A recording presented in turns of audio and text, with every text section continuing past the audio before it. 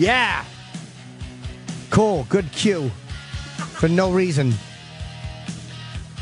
Stephen Pearcy, thank you. Jim, you're welcome. It's just me right now. Is he coming? Oh, he's coming in. Okay, good. I thought he was going to be, like, really late. And we will be taking calls. What's the number, Travis? Before you're fired. Whoa. 866 wow. 866 969 1969. Wow, whatever Travis just said. If you'd like to call in and maybe ask Stephen Pearcy a question, he's here promoting his new book. It's called Sex, Drugs, Rat and Roll, My Life in Rock. What's up, man? How are you? Hey, how are you? We're on the air, so take a seat. Yeah, okay. Yes, sir. Oh, you have the you're carrying a different book than I'm promoting for you. Okay. Yeah, we're trading, me and Martha. Oh, you saw her outside? No. I will be just swapping books. She'll get mine tomorrow, and I just got her. She just left this for me. You know, I saw them. They were here before. They were kind of walking by, and they went out to do the view. And I had to get a picture with them because, like, that was a big part of my life growing up in the 80s was watching the VJs. Yeah, if you look at these wonderful photos, she was... where is that? He's looking for. Oh, yeah, there she is. I had to put that in there. She doesn't look, I'll tell you, she does not look that much different now. Like, Martha's one of those people who has aged really well. She's a sweetheart. And Nina Blackwood. You ever see a movie called Vice Squad? It was... No, Nina, that's what I was talking about. Oh, you're talking about Nina Blackwood? Well, her, I said, because we were talking about this book this morning. She played a prostitute in a movie called... That was the first time I ever saw her, was a movie called Vice Squad, where she got, like, she got beaten to death early in the movie. She filmed it before she became a VJ. Nice part. Yeah. It was a before a VJ, huh? Yeah, Interesting. And then she became the VJ, and I guess the movie came out and kind of, embarrassed her. But, so I literally got this book. I'm very disappointed because I got it last night. I'm already on page 60. It's fucking fantastic. Well, it would take, like I've said, probably, in these interviews, it would take probably about 10 books, and... I've got like literally boxes and boxes of personal photos. I was a picture fanatic. Yeah. On the road, I'd take pictures of the audience, anything happening backstage, on stage, I'm the same way, and I find it's that people are like, why do you take so many pictures? It's like, because if it's not for now, it's when you look back 15 years from now, you're like, fuck, I remember that moment or that guy. Sure, and it's crazy because I do come across some pictures and I just go, oh man, I didn't know this went down, Some crazy and some cool. Right, some shots you taking a blackout and you're like, oh, wow, that happened. And so it's all good. What inspired you to write? Because the book starts, it's really interesting where you're talking about, I guess, being really fucked up and you're trying to cut your daughter's umbilical cord. Yeah, I don't want anybody to get misconception. It's like, the baby was in the hands of out of the mom and her mom. And I was just waiting there and first to hold her, actually, and then, you had that bit of cord left, and I was just amazed. It wasn't me being, wasted. I was just amazed how sharp these surgical scissors were, and they couldn't cut to this little cord, I was like, wow, they embellished a little bit on that, but, I was just amazed. Aren't these surgical? And I'm not that high, am I? But you are a little high. I was a little high, yeah. How did that change you, that experience? It changed my life. When I had my daughter, it just immediately just changed my life. I just cried right there, wow, I got a new human to take care of now. Finally, somebody besides myself, Right. And that made you want to sober up? It changed everything.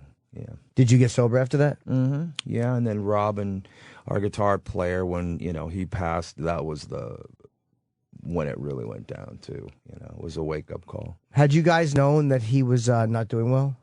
Yeah, we did. And I knew what was going down, what he was doing.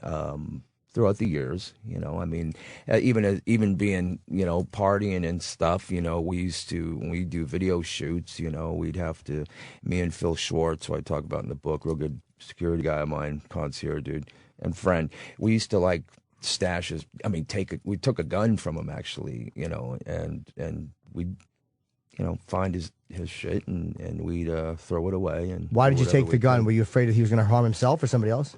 Well, he obviously had the gun to go when he went to score, and So when we were doing the detonator video, which lasted like 2 weeks, he would disappear at lunch, and where in the hell is he? He'd show up like 2 hours, 3 hours later, and we finally just went, oh shit, went through his stuff and we got to get this thing out of his hands, At that time, too, you were, I guess, active as well and partying and doing your thing. Oh, yeah, sure. And it's always, I guess, all of us were. You always try to find somebody who's, like, in worse shape than we are to look at and go, well, if I ever get, like, that fucked up, I'll slow down or I'll stop. We kind of made sure we were all in check to some degree, but, when you're all doing your own trip, But I guess Robin and I were pretty much the ones who were the worst, worse for wear, if you call it that. We were functioning, dysfunctional, addicts per se. Was there a point where you felt like, or what point did you feel like it just totally got out of control? How long into the whole, being a rock star? Or was it before that? It wasn't even in the band. It was, I left my own band after the Detonator tour. We were just fried. I was fried. We had been touring record, 250 shows a year. It was ridiculous. It was cool for a few years. But then, when you don't start remembering it a year or two, right, it's time to stop. And I did. I said, I've got to get away from this for a few years, and I did.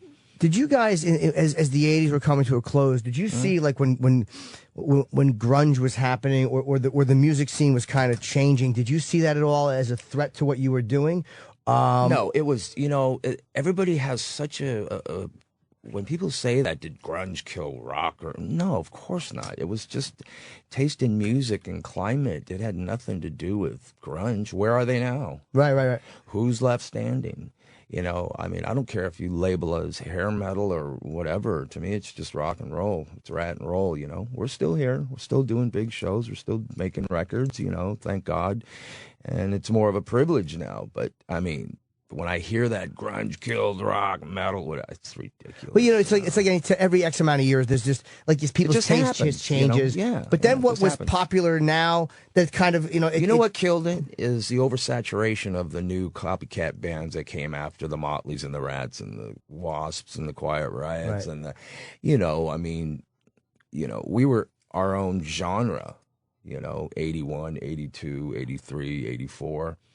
And once we all these type bands got started, what happened after that was everybody had to have a Rat or a Motley or something. That's what killed it. It just got corny. It just got stupid. Well, it's like anything else. They were trying to find guys that looked the part as opposed to guys they made them the part. They built their own little mini Rats and, whatever per se. And some of the bands were good. I'm not going to take that away from them. To each his own, But it's all in the pudding, Are you still around? You still working? You still making records? You still act? That's what tells the story. Do you think 80s metal I think it gets a bad rap sometimes because people say hair bands like it's a dismissive thing. But you know what I mean? But there's a lot of really good music. Of course it's good music. That's all it is music. And even when we started, we didn't try to keep up with the Joneses, Rat. We didn't want to be press darlings. We didn't care about telling you our exploits and, what we did, who we banged, drugs we did. We just did our own thing, stealth, Zeppelin style. That's how I wanted us, and that's how we were. So, all that did was just keep us out of the limelight a bit. We were going to sell records anyway, regardless if it was platinum or gold or double, triple, whatever, if your music's good, it's good. There's an interesting part, or again, early in the book, too. Usually when someone writes a biography, they'll set it up with something interesting.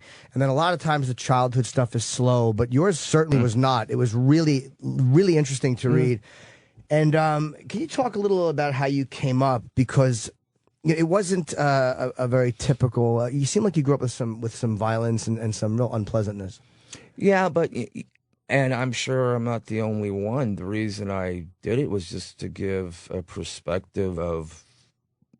how I got into this. I should be racing cars. I shouldn't, That was your first love, right? I literally got into music by default, by just, an accident, literally. What happened? Well, I run over and busted both legs and ended up in the hospital for about 5-6 months, on my back. And that was it. They said, you're irreparable if you break your legs, so don't think you're going to race. So when you broke your legs, you were completely laid up. Was there a point where you thought you might not walk again? Yeah, 100%. They didn't think my legs were going to heal. Well, as a matter of fact, they weren't healing for a long time. I mean, I'd sit there in the hospital and push on my femurs, and I'd hear them click. Just. Which meant that then they finally went in and did bone grafts and wires and rods and pins, and after a time, I started to heal, and I had to learn to walk again. How old were you? Wheelchair to crutches to. You were a teenager? Mm-hmm. Teenager. It's weird, too. Like, I guess when you go from something where you think you might not walk again, so when you start to realize you're going to, all right, I'm going to have a little bit of mobility, and when did you realize, like, wow, things are going to be completely okay? Well, I mean, I'm just a hyper person anyway, and they weren't okay for a while, because even when I got out of the wheelchair, I don't think it's in the book, I was so active on the crutches, one of the rods in my legs had metal fatigue, and it started coming out through my back. It started slipping through the femur, and literally was bending, and if it would have imploded in my leg, I would have lost my leg. So I had to go in and, get that pulled out, another one put in, more wires, more pins, and then, and then after, okay, you could use one crutch now, and then a cane, and then, then I was okay. And I think you said that at that time you're in the hospital, you have 2 busted legs, and somebody brought you a guitar, and that was kind of your first introduction to it. Yeah, I mean, it was, a guitar, and, I just, what else are you going to do? I just kind of adapted to it. I mean, I was a fan of rock music, but I wasn't a fanatic rock music dude until I was actually playing this guitar, and my sister's boyfriend taught me some chords, and and then asked me to sing, and then started just going from there. I was amazed that you talk about being in the hospital, and every guy's fantasy is to fuck a nurse. Or an orderly, or a candy striper. Anybody that candy works... stripper, I call them. and you picked off a few while you actually did the porno thing while you were truly injured. Well, I mean, look, I was in there. I was the second longest term patient in this hospital, it's Doctor's Hospital in San Diego. So I decided, look, if I'm going to be in here, I'm going to live in here, and we'd have little pony keg parties. I'd smoke pot in there, and they'd give me my meds, and I'd take a couple hits of weed, and I was astroplaning, and the girls come by. Of course, I was a teenage boy, man. I wanted to get something. Yeah, but how do you pull that off? That's I would have wanted something too, but it's just that they probably wouldn't have agreed to it. That's the amazing part. I don't know. I was just some long-haired hippie kind of kid, and I don't know. Who knows? So I got it though. It was kind of cool. You just move the wires and the ropes out of the way, and they sit on you and go for it. And you talk about it's interesting. You talk about being an addictive person, and like you talk about therapy, and him asking you if you think that you're a sex addict. Yeah. And so you think what do you think about that as far as it just being alcohol and drugs, or do you think it kind of went further back? As far as the sex thing, I mean, I'm just like any other male who wants to get laid, except later on when you get this gold platinum debauchery card, you can pretty much do what you want, and I did. What was it like? Again, when you're in that position and you have platinum records, and you guys have sold 15 million albums. I mean, what is it, 9 or 10 platinum and gold records? I mean, it's just... God, we're still getting them, thank God, but it's all good. Yeah, I don't count. It's never cared then, don't care now. But when you're in that position and you're on top of the world and you're doing shows, what exactly is the process of, okay, I want to sleep with a groupie? Because you can't go out in the audience and meet them. Oh, sometimes you can. No, I'd send people out there, my guys out there. Look, I watched Van Halen very closely in the early days before, and I told myself, and my band, that's how we're going to do it. We're going to be big rock, Well, how did they do it? Well, they did it right. That's all. Well, do you send a guy out to Yeah, pick... sure, and it kind of became the norm, you know, it's a signal or whatever, and then, you know, you meet girls before and during and after, and it's just one of those things. And then we'd load up a couple rooms with about 50 girls and kind of go in there and look and take your pick, and that's it. You have a party. Now, would you get any? Believe me, your life, that's a much different life than a comedian leads. Would you ever like get a girl into the dressing room and then she was like, "Oh no, I just wanted to talk." Like, Sure. would you get that shit too? Yeah, and that's cool. You can talk, you know, but the ones who knew what was going on, you know. And I mean, I just wasn't some sexual deviant dude. I mean, I had relationships that were all copacetic, but, you know, until I got locked into marriage or something, I was going to do as I please, you know, respectfully, you know. You tell a good story too. This one kind of, and I know it creeps you out, was you said you guys were on like a big Midwestern or Texas tour, and a woman brought her daughter by, named Cinnamon. And well, I call her Cinnamon. Oh, that was just the name. Okay, but what exactly was the story with that? Because it was a very odd one. Well, yeah, I mean, you know, this woman came backstage with, you know, her daughter, and it happened a couple times. The same person, and just tried to pawn her kid off on me, you know. And I was just like, shit, you know, this is trippy, you know. How old is she, first of all, and second of all, did you do this when Motley came through or any other band, you know? And was the kid of age? Yeah, but just the whole trip was just weird, you know.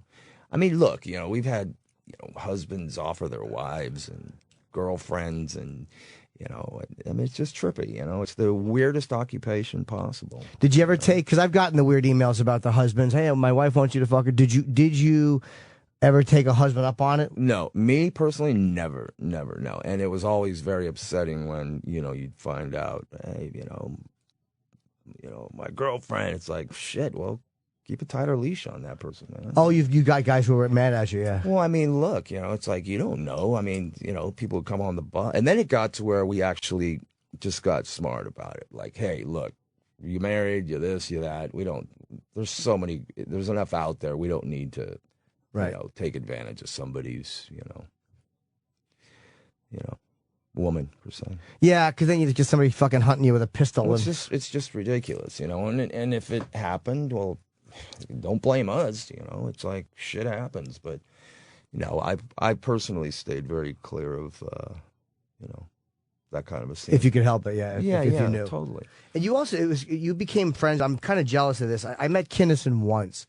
In my life. I just got to talk to him for 5 minutes. I was very new and doing an open mic, and he came in from the big room and he talked to some of the young comics, and he was really, really nice. And you were kind of a part of you were in the Wild Thing video, and you got to know him pretty well. Yeah, he was cool. You know, he'd have these parties, and you know, for years we'd hang out with him, you know, and I mean, talk about partying. Jesus Christ, the guy had more drugs and pussy around than most rock dudes. He did, right? Oh yeah, I mean, it was nuts. I mean, I've go to a studio and you all these people there, and you know, a bowl of coke. I was never really into blow, so you know, that was, you know, but it was pretty crazy. What was your thing? If you weren't into coke, what did you find yourself really taking to?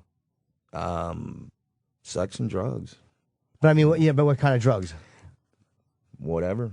Yeah. Yeah, I wasn't into the smack and stuff until later, but I never got into the spiking, you know. That was later on stuff I did. I was pretty much into the, you know, the drinking and the, you know, the girls and things like that. Did it? Do you think it hurt the progress of the band? Because you guys did so well. It's kind of hard to say, hey, I got to quit doing this when the band is doing so well. It took its toll sometimes, sure. You know, when you got, like, you know, Robin said in one of his last interviews, you know, you got to do something to get up, you got to do something to stay up, you know, do something during the show, you got to do something to go to sleep after the show, you know. But then again, you know, we never really had a break. You know, this Rat was constantly on the road, in the studio. I mean, it was like we never had a moment. I mean, if we had some time off, maybe we would have had a little bit perspective on, you know, actually what we were doing to ourselves, and, you know, but, you know, didn't happen. So now here you are in this position where you're kind of, you know, you've gone through everything and you're sober and you're still out on the road. And how do the younger bands treat you? I mean, is it kind of nice to be like, because you talk about when you first saw Van Halen, or when you first heard about them when you were in LA, and now people will talk. Younger musicians talk that way about you. Yeah, well, God, it's cool if they, it's cool when new bands dig you, respect you, and it's a compliment. I don't, I wouldn't give them any advice, but to just try to keep it together and make good music. How psyched are you about the new Sabbath song? It's all I'm thinking of. Oh, I think it's great. It's fucking fantastic, yeah, right? It's way cool. It's always weird when your favorite band puts out something and you're not like, it's been 35 years other than, Selling My Soul and Psycho Man and Fusing. And you're like, how is this going to be? It's scary almost. When a band you love that much is putting out something after a long time, it becomes scary. You don't even look forward to it. And then when it finally comes out and you're like, oh, fucking thank God. Yeah, I mean, look, the last Ratt record we did, it was 10 years. And we're getting ready to do another record. And we'll have our shit together this time a lot more. Yeah, were the critics kind to you, or were they? How did they treat you throughout your career? And does it matter to you? It's all right, and no, we tried to keep Gene. We tried to, stay out there, keep in the mix, do what you had to do, the MTV, the this and that, but we really didn't try to make ourselves into some media darlings or like we were always needing to be in the press, and so. That kind of maybe hindered some popularity per se from what people back then expected. Like, oh, they're not crazy enough. Well, that's cool. We were. We just didn't need to tell you, everything. We were pretty much a champagne against a Jack Daniels kind of a thing, Stealth. I mean, look, I was a big fan of Zeppelin and liked that whole aura of just doing our thing undercover, dancing undercover, Did any of those guys back then, and this is something I've had to know because there was all these spandex and leather pants, did any lead singers stuff their pants? No, everybody claimed I had socks in mine or something, and I'd say, hey, if you want to check it out, I'm thinking more of a Bruce Dickinson photo, the famous Bruce Dickinson photo where he's got his fucking foot up on the thing, and it's like it looks like he's got like a fucking an arm in his pants. I'm like, that's stuffed because that's what I would have done. I don't know. I've heard that about people saying stuff, and it just cracks me up. Is that a wrong question to ask? No, not not other at singers' all. penises. Fucking grown man, and that's what I'm asking you. Sorry. Well, the book is called "Sex, Drugs, Rat and Roll: My Life in Rock," and you are doing signings too. Yeah, tonight at Bookends in Jersey. Yeah, I have 6 o'clock. It's going to be cool, and then I move on. We've got a couple Ratt shows coming up. TheRatPack.com is the website, and you can also May 9th it's Changing Hands in Tempe, Arizona bookstore, and then May 11th Book Soup, which I think is on Sunset. Hollywood. Yeah, on Sunset, and then I have a whiskey show on the 12th, a solo show, and I'm going to sign some books after that.